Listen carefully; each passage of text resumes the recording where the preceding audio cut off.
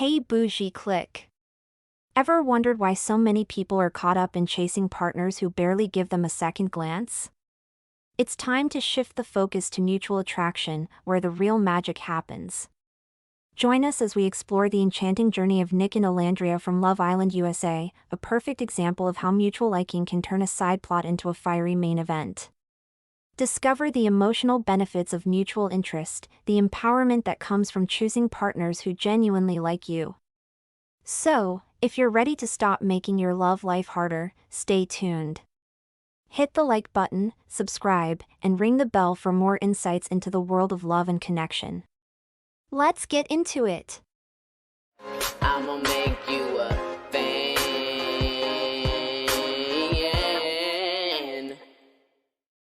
Liking who likes you, the unapologetic power of mutual attraction, Nic and Olandria. Why are so many people still breaking their backs, hearts, and self-respect running after partners who barely offer a like, let alone a lustful glance? It's time to talk about an underrated, underglamorized, and completely transformative principle in romance, like who likes you. Not tolerate. Not kind of get along with. Truly, sincerely, reciprocally like. In today's dating landscape, which is more shark-infested than a Fijian lagoon at feeding time, mutual attraction isn't just a nice-to-have. It's the difference between emotional malnourishment and culinary-grade satisfaction. And if you want a case study that's raw, real, and TV-tested? Enter Nic and Olandria from Love Island, USA. Emotional benefits of mutual interest. Emotional reciprocity isn't daydream fluff or Hallmark card jargon. Being liked by your partner, not just lusted after, not just tolerated for strategic recoupling, registers as emotional safety, and this safety is the scaffolding upon which all relationship magic gets built. When partners like and like back. Attachment wounds are soothed, not picked at. Old anxieties about being too much, not enough, or easily replaced fade when the other person clearly wants you, just as you are. Vulnerability can actually happen. It's way easier to drop your guard, get a little weird, and show your real side when you're not constantly watching for rejection. Just ask Olandria, who became visibly softer and more affectionate with Nic because he always made me feel so secure. Relationship satisfaction skyrockets. Multiple longitudinal studies and meta-analyses confirm that mutual communal motivation, a scientific mouthful for caring about your partner's needs because you genuinely like them, not because you want something back, is a top predictor of relationship well-being. You bounce back from drama, even when outside pressure, ex-couplings, or recoupling competitions bring stress. The knowledge of mutual interest acts as a buffer, helping both parties navigate stormy moments with more resilience. One overlooked bonus? When partnership is rooted in mutuality, it's easier to fend off comparison, jealousy, and insecurity. You're just less fazed by the opinions or actions of others, because you know each other's interest is real. Empowerment through choosing partners who like you. Chasing after people who treat you with indifference isn't romantic. It's a recipe for believing you're unworthy unless you hustle for someone's affection, and that, darling, is not the move, especially in the psychological thunderdome that is the modern dating market.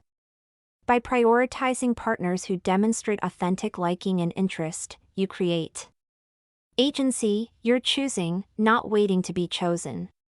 Self-protection. You're not subjecting yourself to the tortures of unrequited longing, breadcrumbing, or emotional neglect.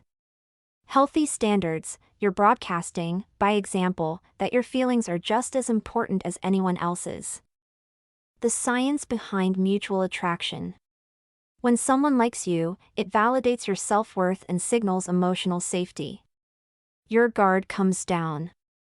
Self-esteem rises, and suddenly it feels good to be your authentic self. This kicks off a feedback loop. You like back, they respond, and mutual affection intensifies. This back and forth is more than nice, it is absolutely vital for the creation of secure, happy bonds. Social exchange theory supports this. We stick around in relationships that are rewarding, and nothing feels better than the simple knowledge that your affection is returned. It's efficient and frankly, a power move. Investing in people who invest in you is how emotional wealth is built. The mental health payoff. Chasing someone indifferent to your existence is a fast track to low self-esteem and stress. By contrast, mutual liking is pure medicine for your mental health, literally. Empirical studies consistently reveal that people in reciprocal, loving relationships experience less anxiety and lower levels of depression, higher self-worth, more resilience to stress and hardship, greater overall life satisfaction. The brain science of emotional regulation. Functional MRI studies show that mutual liking and affection trigger synchronized brain activity. When both of you are emotionally tuned in, regions linked to empathy, social understanding, and reward light up in tandem. In other words, you become more accurate in reading each other's moods and needs. Why does this matter? Because the couple that feels together, heals together. When both individuals sense reciprocity, they are more expressive, attentive, and accurate in judging their partner's mental states. This leads to better communication, easier conflict resolution, and a sense of being seen that one-sided affection just can't deliver. Secure attachment equals emotional stability. Secure attachment, fostered by stable mutual affection, supports optimal emotional regulation, allowing both partners to soothe, encourage, and inspire each other. Trust me, this isn't therapy speak, it's neurobiology at work. fMRI studies confirm secure attachment reduces reactivity in the amygdala, your brain's alarm system, meaning you're less likely to fly off the handle in an argument. Hormones don't lie. Let's get into some juicy brain chemistry. When two people like each other, their bodies unleash an all-star team of hormones and neurotransmitters that make love feel so damn good. When mutual liking is present, oxytocin, aka the cuddle hormone, surges during touch, eye contact, and emotional sharing, making you feel safe, secure, and close. Dopamine adds the thrill, serotonin helps maintain the emotional equilibrium as the relationship matures, moving from stomach butterflies to deep, stabilizing contentment. Here's the non-negotiable: these hormonal benefits are optimized only when the affection is reciprocal. Unrequited love? Expect cortisol spikes, rumination, and withdrawal, certainly not tranquility and health. The neuroscience of mutual affection, brain scans don't lie. fMRI scans show that those in mutually loving relationships have heightened activity in the caudate nucleus and ventral tegmental area, regions that light up in response to reward, motivation, and joyful anticipation. These are ancient circuits evolved to reinforce behaviors associated with pleasure and survival. But there's more. In long-term, well-matched couples, these reward regions remain active years or decades later, suggesting that mutual, not one-sided, affection is what keeps the spark alive. Interestingly, these same reward networks shut down for negative feelings, social anxiety, and fear when you're basking in the glow of mutual love. Your brain conveniently sweeps away judgment and hesitation, making it easier to forgive, bond, and nurture your partner's best self. Physical health benefits: your heart loves being loved. You want a body that works as well as your relationship? Science says, make sure it's mutual. Here's why. The cardio connection. People in loving, reciprocal partnerships statistically live longer, recover more quickly from illness or surgery, and have lower blood pressure and stronger immune systems. Oxytocin, released during affectionate touch, doesn't just make you feel cuddly, it actively lowers cortisol and inflammation, protecting your cardiovascular system. Studies show that physical affection and strong emotional support are directly linked to lower rates of heart attack, better heart rate variability, and less chronic disease. And let's not ignore the data: broken heart syndrome, Takotsubo cardiomyopathy, is real, with loneliness and one-sided or toxic relationships increasing risk of actual cardiac events. Immunity, sleep, and pain management. Loving relationships, especially mutual ones, boost your immune system and help you bounce back from infections and chronic pain. Happy couples, yes, there's a measurable difference: sleep better, experience less pain, and recover more quickly from illness. Attachment theory. If your childhood left you feeling like affection is a scarce resource, good news: research shows that adult relationships can heal old wounds if, and only if, you choose mutual lovers. Secure attachments equals safer, deeper relationships. Secure attachment styles are born not just from parental love, but from consistent, reciprocal affection in adulthood. Securely attached couples are more trusting, less prone to jealousy, and far better at negotiating life's drama, from stress to dirty socks. Insecure attachments, formed in one-sided, indifferent, or manipulative relationships, predict more fights, lower satisfaction, and more breakups or emotional exhaustion. Do yourself a favor: if you crave emotional safety, make sure affection goes both ways. Your future self will thank you. Self-determination theory and relatedness, the psychology of mutual fulfillment. Trendy as autonomy may be, self-determination theory says that your deep need for relatedness, the sense of belonging and being cared for, can't be ignored. Mutual liking provides the perfect context for this need to be met. When both partners reliably support, listen, and cheer each other on, they satisfy the core human motives of relatedness, autonomy, and competency. Relationships where only one person's needs matter? Those feel like jail, not love. Research shows mutuality, not sacrifice or endless compromise, is what powers growth, persistence, and authentic happiness in romance. One-sided devotion, even when dressed up as noble suffering, is a shortcut to resentment or boredom. Cultural perspectives: why mutual liking is a global standard. Despite cultural quirks, the core human longing to love, and be loved in return, is near universal.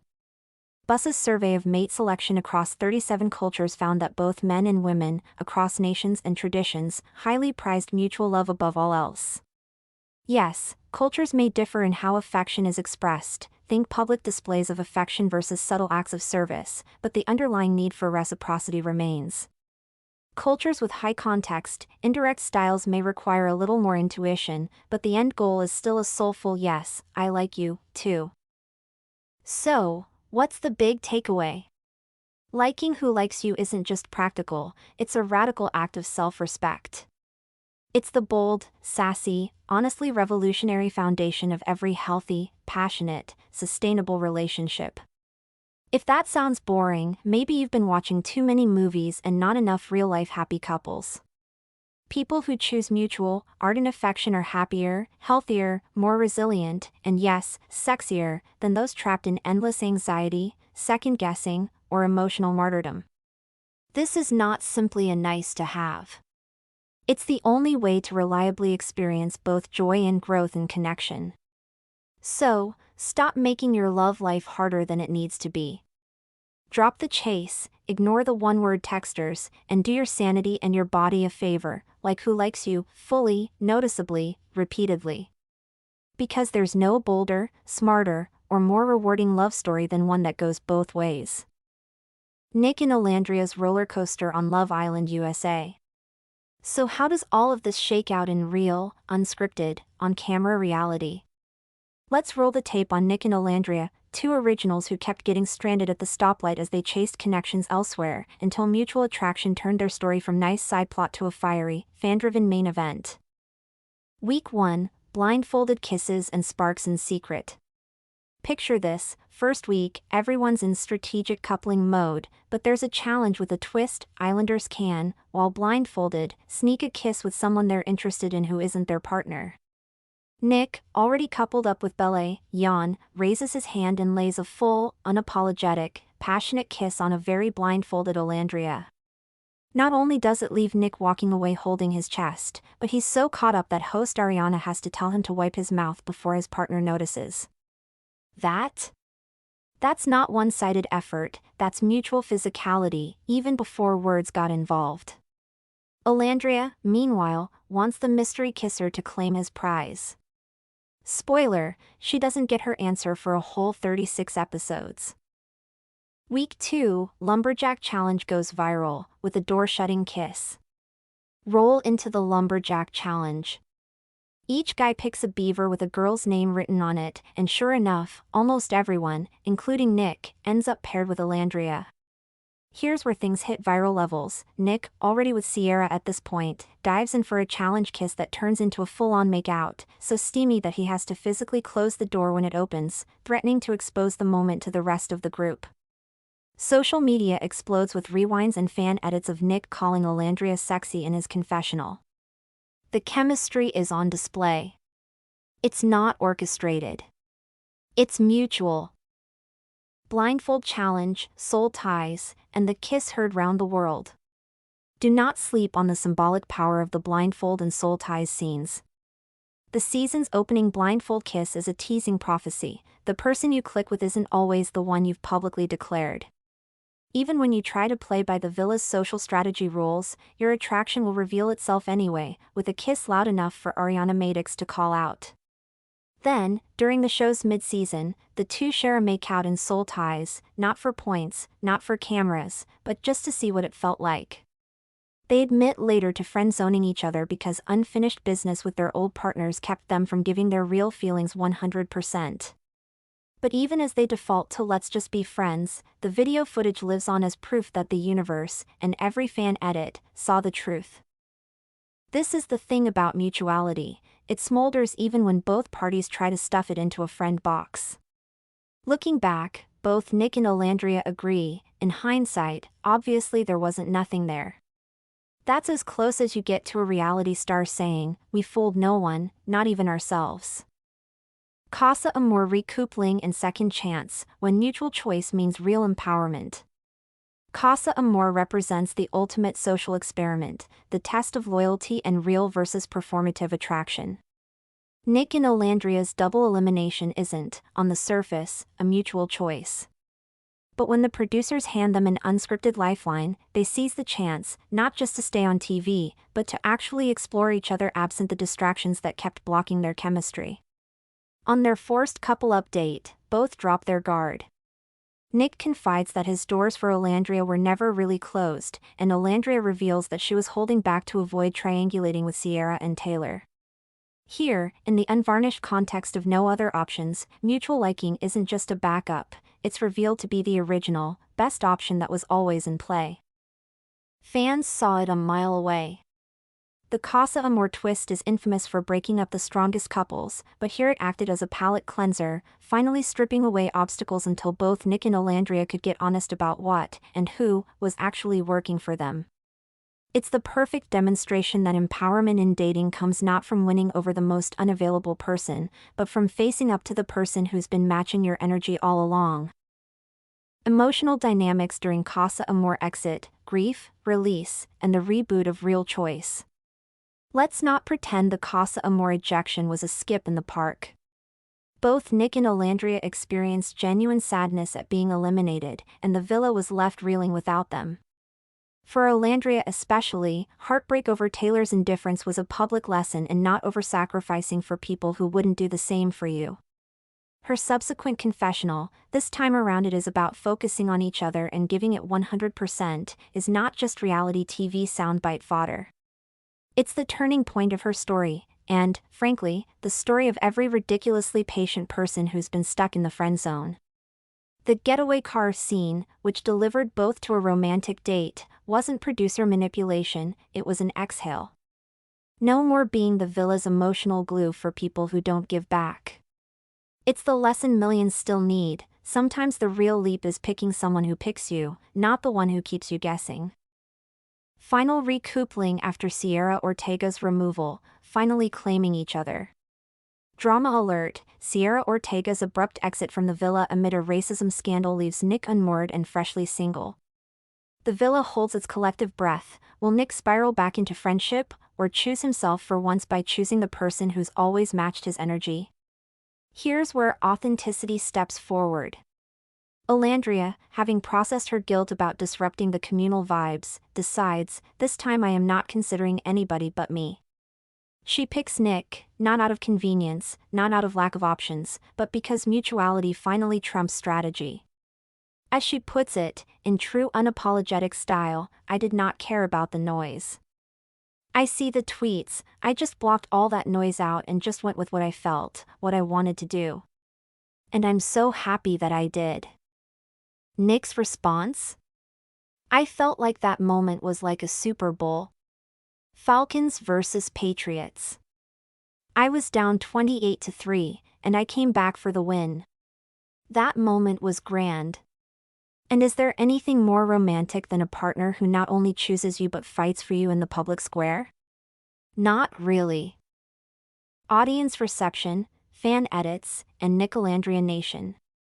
If you're still skeptical about whether mutual attraction is all that, take a scroll through TikTok, Instagram, and the comment sections just after the couple's post-villa reunion. Fan edits, those expertly executed mini-movies stringing together glances, confessions, hugs, and every surreptitious hand touch, turned hashtag Nic and Olandria into a cultural event. Even Nic and Olandria admit to binging fan edits in bed until tears came after the finale. We literally were just in bed right now looking through all of the edits on TikTok. Honestly, some of them kind of bring me to tears, Olandria told Us Weekly, finally seeing her own obliviousness from a bird's eye view. The couple became an object lesson in obliviousness to one's own chemistry until the final moments left no wiggle room. Dang, I was really oblivious to this. Seeing it in this format, where we started from the very beginning of the show all the way to the end, it's such a beautiful story to witness. Nic and Olandria Nation, shippers, meme makers, and armchair relationship coaches didn't just spot the chemistry before the couple themselves did. They made it impossible to ignore that this kind of mutuality is what people are actually hungry for in modern romance. In the age of ghosting, benching, and situationships, the public's giddy obsession with this pairing is an unintentional but powerful referendum on the power of like who likes you. When liking who likes you is the only power play worth making. If you take anything from Nic and Olandria's epic, meme-fueled journey, let it be this: in a world addicted to unrequited longing, the most radical, romantic, and sassy move is to pour your love, time, and kisses into someone who matches your energy, mirrors your affection, and, above all, likes you back. Because the most empowered kind of love is not the one you have to earn or chase, but the one that's freely returned, season after season, TikTok edit after viral moment. So next time you're asked how to maximize romance in a landscape of options, chaos, and endless swipes, don't overthink it. Take a page from Nic and Olandria, stop turning yourself into a backup dancer in someone else's love story and start starring in your own. Like who likes you. Watch what happens next. Conclusion: mutuality, still the most underrated flex in dating.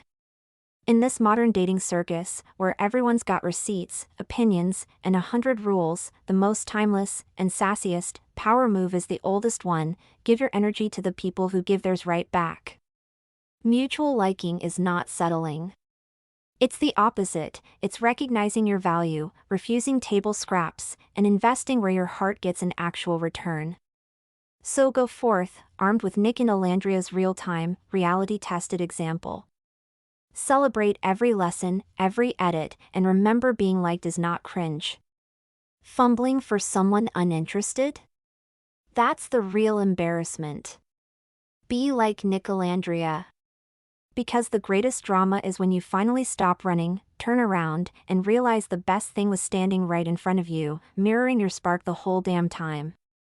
Thank you for joining us on this journey of exploring the power of mutual attraction with Nic and Olandria's unforgettable Love Island saga. If there's one takeaway from their story, it's that real love is about mutual respect and shared affection, and that's a game changer in romance. Remember, don't settle for less than you deserve. Choose someone who chooses you, because a relationship where both hearts beat in sync is the most fulfilling of all.